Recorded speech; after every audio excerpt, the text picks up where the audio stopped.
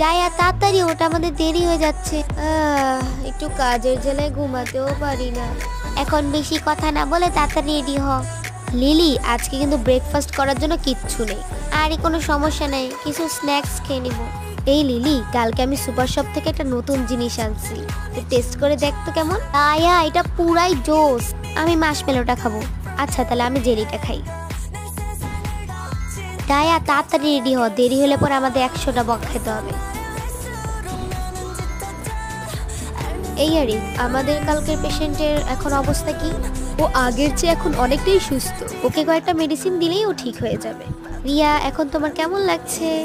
আমার এখন খুবই ভালো লাগে। তাহলে এখন তুমি রেস্ট নাও। হ্যাঁ, রাত তো হয়ে গেল স্যার, আমরা চলে যাই।